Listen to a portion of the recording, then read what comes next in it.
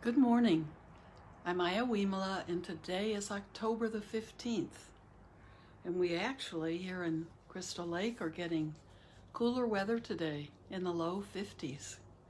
Doesn't feel too all that cold, but it's a big drop in what we've been having.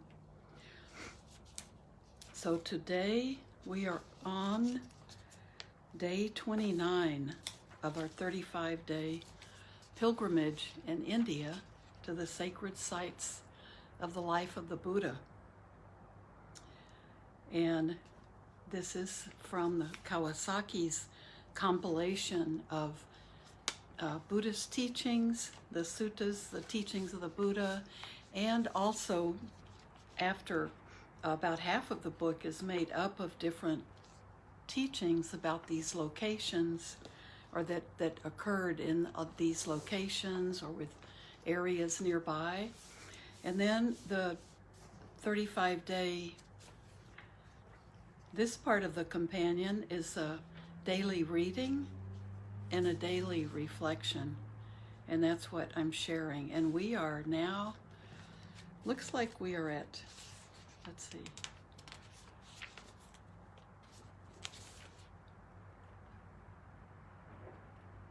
today we're on day 29,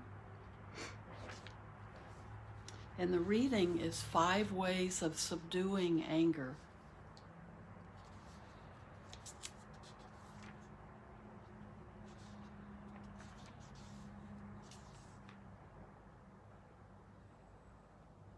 And it's from the Anguttara Nikaya 5.162. So, ways to approach the reading. You can imagine yourself in India being with a small group of people, and you have a teacher, and you're together while you are maybe looking at a very ancient relic or building or pathway. You can be thinking about this, or read it in the morning before you begin your traveling for that day. And then the reflection that follows is shorter and gives you something, a kernel to think about or even use in your meditation. So while you're listening, just let your body be in meditation posture for you. And that's a posture that allows you to really feel awake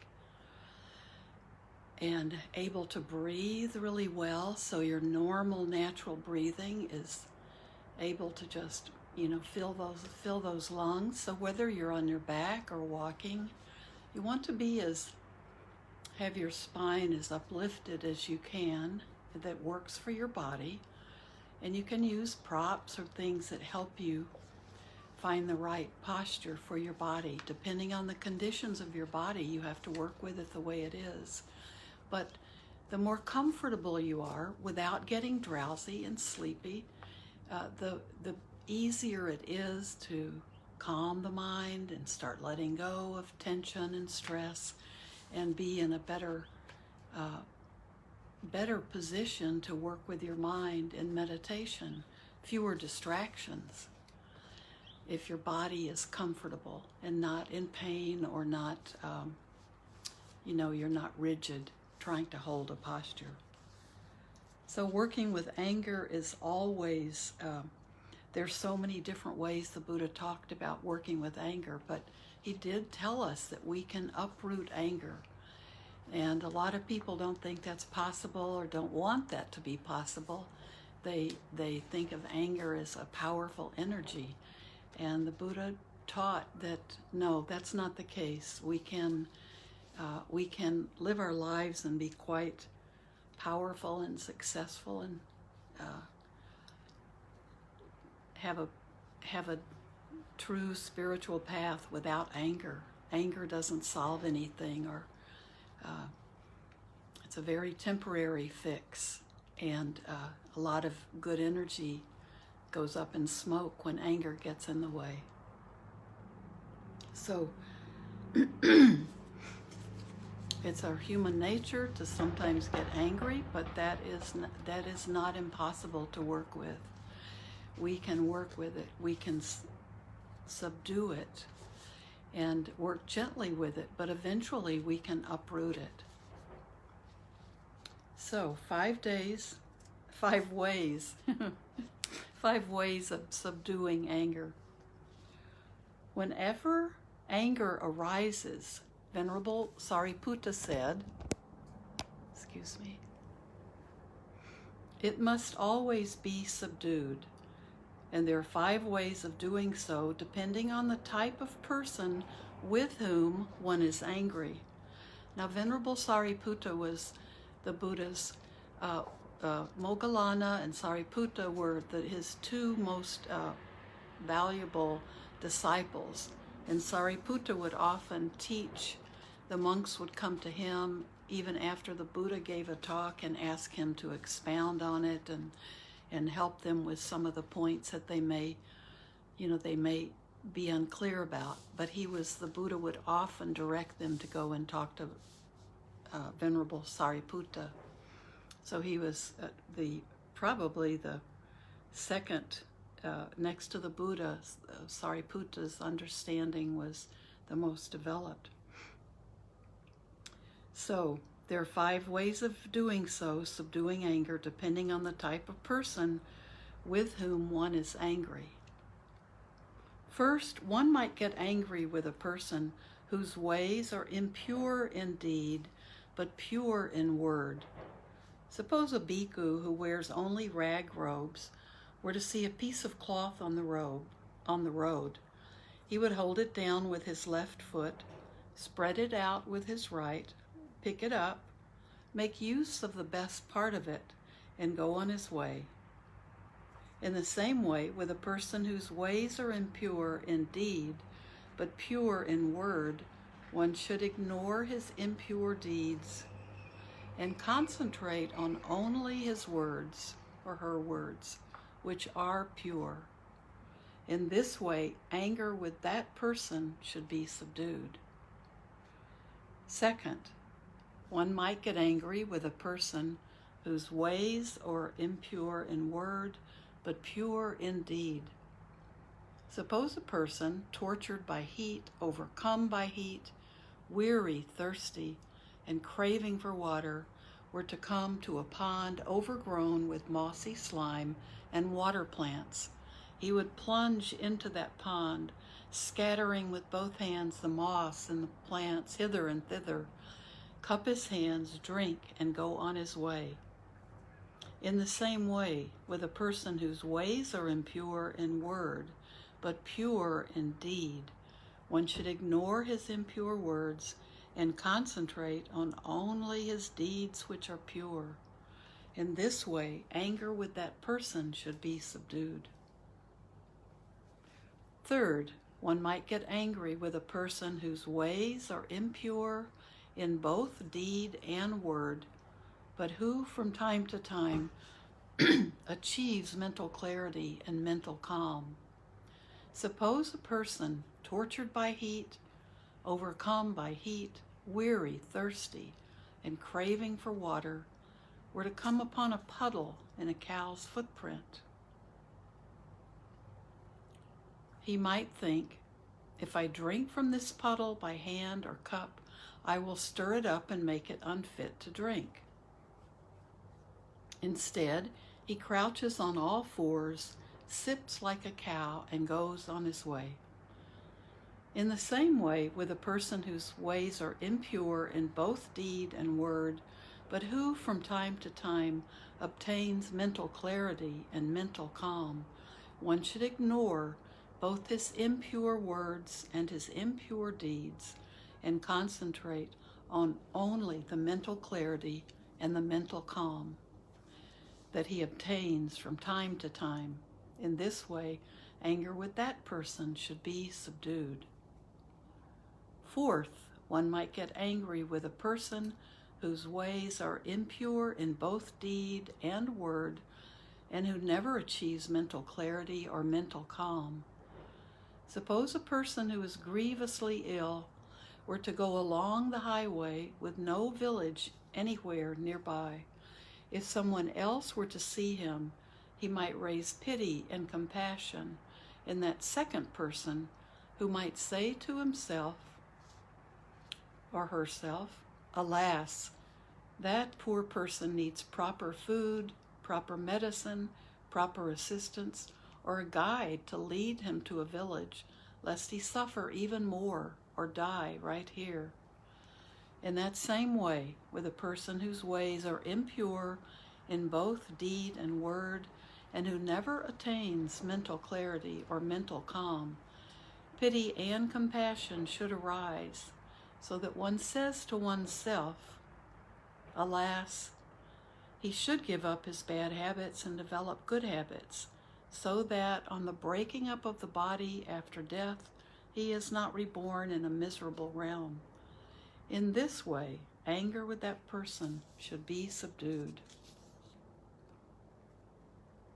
Finally, one might get angry with a person whose ways are pure in both deed and word, and who often achieves mental clarity and mental calm. Suppose a person tortured by heat, overcome by heat, weary, thirsty, and craving for water, were to come to a pool, clear, sweet, cool, and limpid, a lovely resting place, shaded by all manner of trees. He might plunge into that pool, bathe and drink.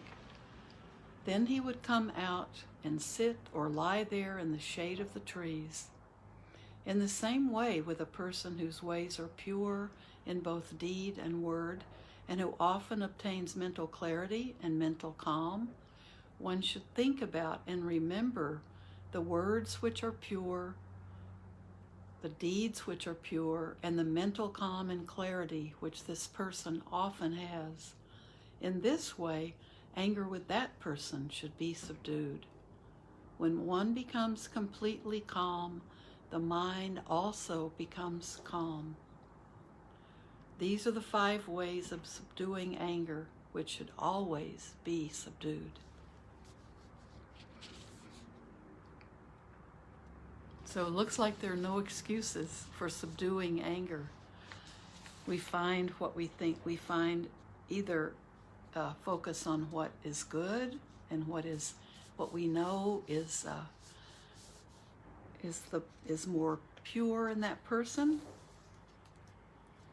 or we should have compassion if there's nothing there to find.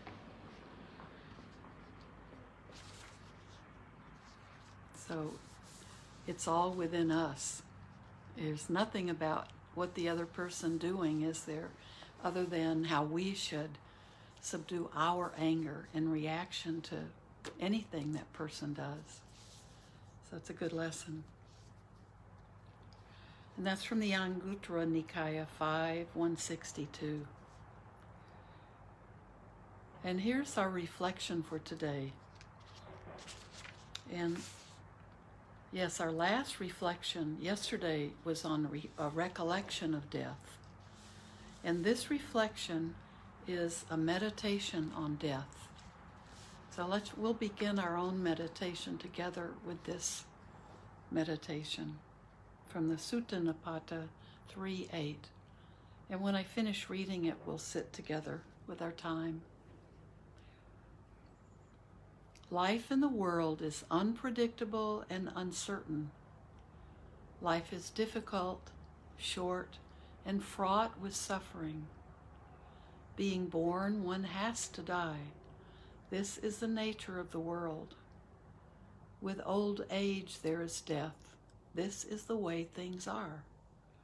When fruit is ripe, it may drop early in the morning. In the same way, one who is born may die at any moment. Just as all pots made by all potters end up being broken, so it is with the life of all who were born. Neither young nor old, foolish nor wise, will escape the trap of death. All move toward death. They are overcome by death. They pass on to another world. A father cannot save his son, nor a family its members. Look, with relatives watching, with tears and crying, People are carried off one by one like cattle to the slaughter. Death and aging are a natural part of the world. Thus the wise grieve not, seeing the nature of the world.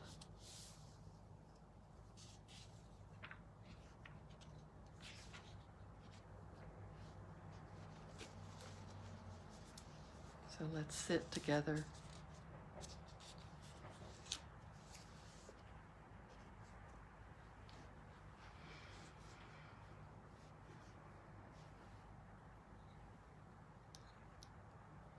And just be aware of the body breathing.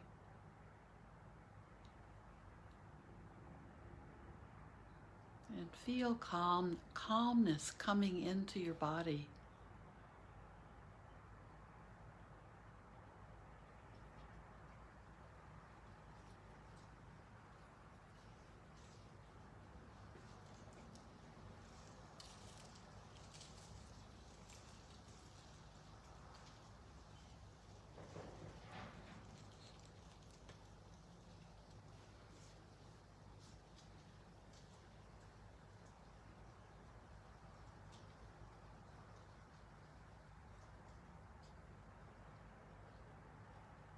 Breathe in the precious air that this earth provides us to support our lives.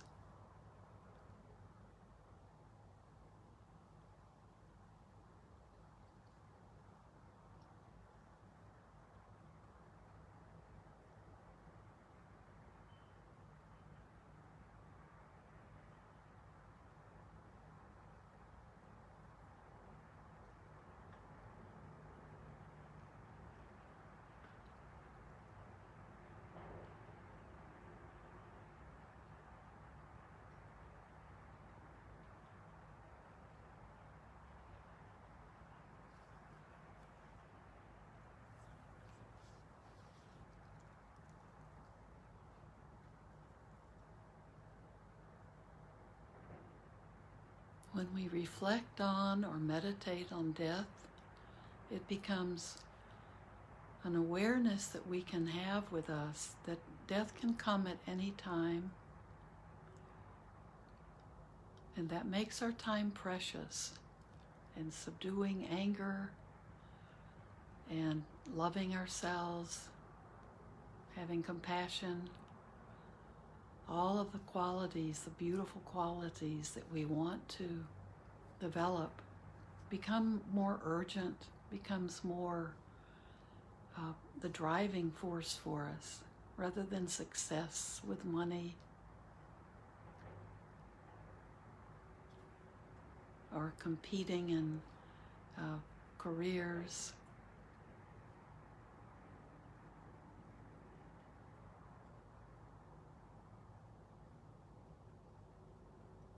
So let's practice metta.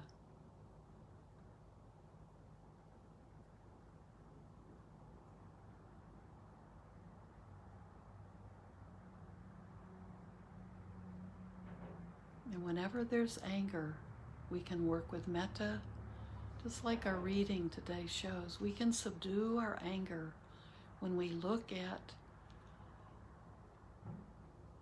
the things that don't provoke our anger, but look at the qualities that we appreciate when we're angry with someone. Find the goodness in that person. The same way we accept ourselves, we find the goodness within us. We remember those things we've done to be of service, the love we have for others, the way we've helped others.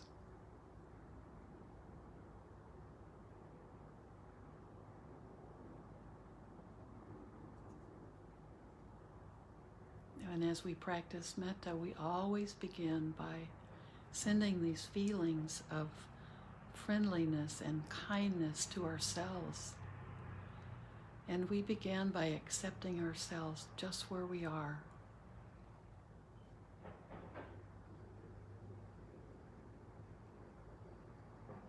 And we can use this reading as an example of how to subdue anger we may have towards ourselves.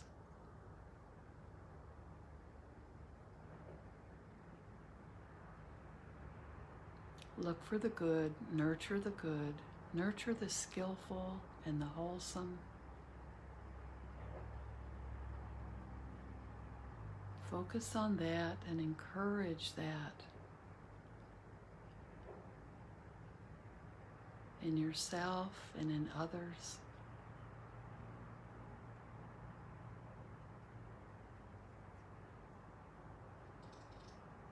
And that's right effort.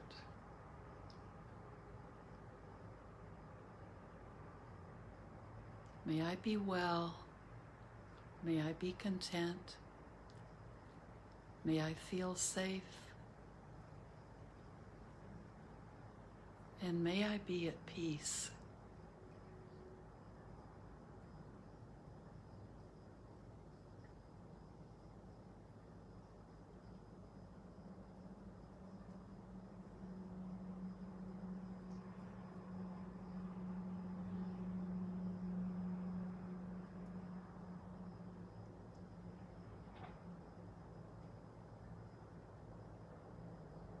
Now think of your loved ones,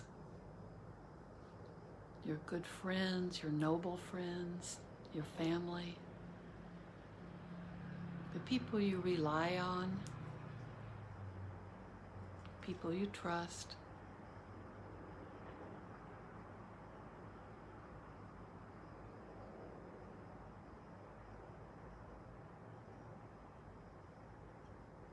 May my loved ones be well and feel safe.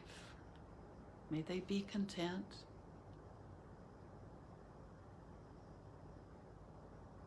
And may they live in peace, be at peace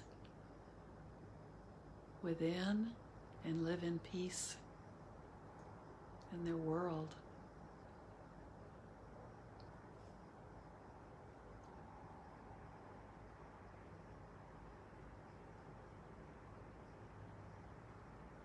And we keep allowing this quality of metta as it arises in us, this loving kindness. We can radiate it out,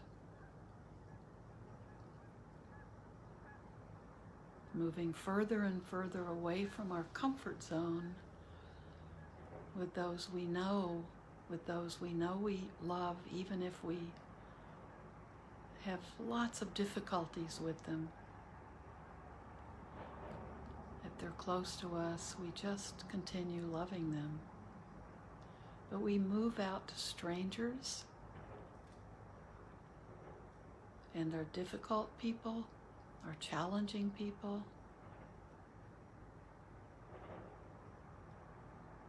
We send out the same metta.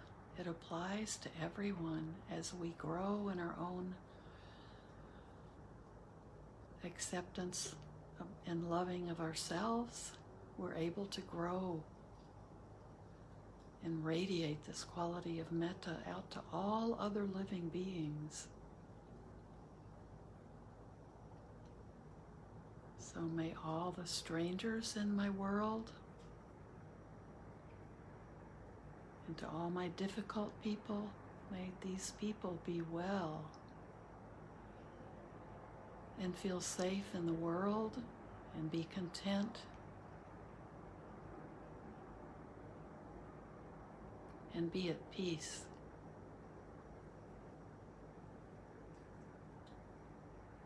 We wish the same for them that we wish for ourselves. If we know what makes us happy, truly content, we wish that for others.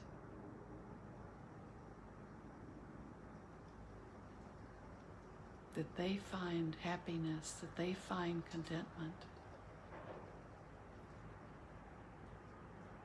And now just to allow this quality of metta or goodwill to just radiate out infinitely. There are no boundaries to this quality. We don't discriminate between who we want to send loving kindness to and those that we don't think we want to send it to. We lose that wall comes down. Metta goes out, radiates out to all living beings, human and non-human. Not just to our pets or our friends or our country, but to all beings everywhere throughout this world system.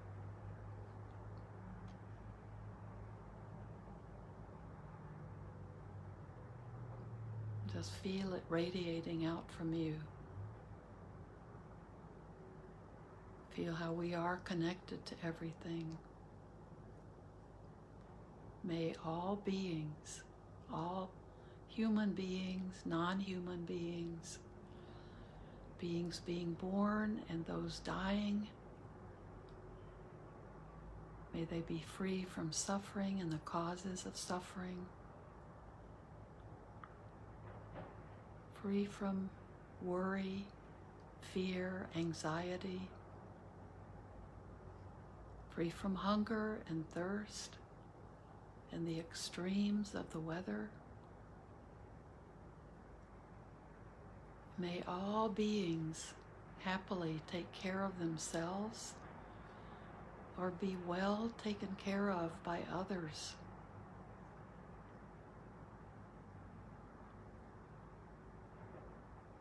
And may all living beings be at peace and live in peace.